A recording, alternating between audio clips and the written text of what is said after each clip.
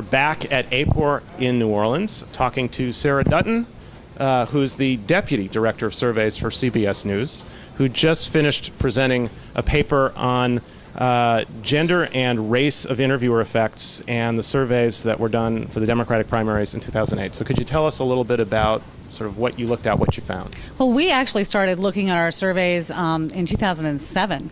We were concerned about this last year. As you probably know, past research has found that white and black respondents sometimes tell different things to black interviewers than they do to white interviewers, and we were concerned about that. It certainly raised questions with Obama running. We were also concerned about potential gender of interview effects because there's been some evidence that that has existed too, especially in issues related to women.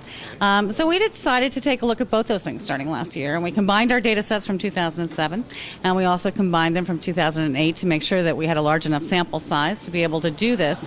What we found was very little in the way of gender effects. Men and women voters are equally likely to tell men and women interviewers that they're going to support Hillary Clinton or Barack Obama. Not a lot there. So that put our minds at ease. But we did find some pretty significant race of interview effects in 2007. We found both white and black voters were more likely to tell our black interviewers that they supported Barack Obama than to tell our white interviewers that. And in fact, it was more pronounced among black voters than it was among white voters. But we continued looking at it this year in 2008, and what we found was that to a great extent, that trend has mitigated itself. It really isn't there anymore.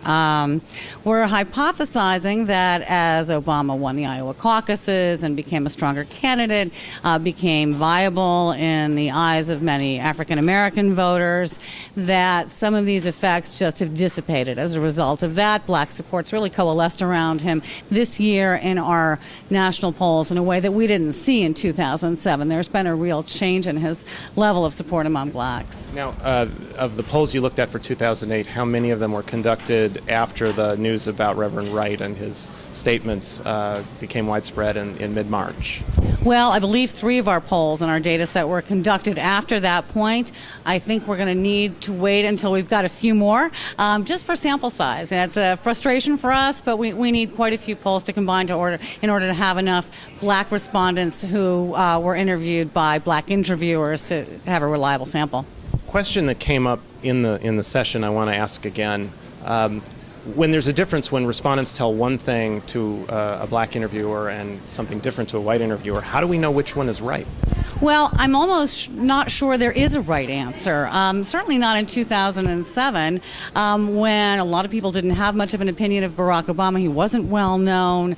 I think that opinions of him were sort of swirling around and vague and in the process of forming. I'm not sure we should look at either one of those sets of numbers as the better or correct one.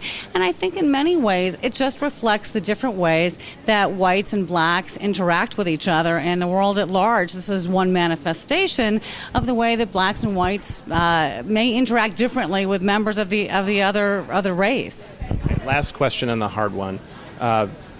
Looking ahead to what everyone assumes will be an Obama-McCain matchup in the fall, what do we know about interviewer race and how big of a problem or challenge do you think it would be? Well, we've been looking at that, especially with Obama versus McCain, and we haven't seen much yet. We haven't seen any difference in what white voters tell us, depending on the race of the interviewer. And black voter support for Obama is so overwhelming at 9 out of 10 voters that we're not seeing any difference there either. But we're going to keep watching this throughout the summer.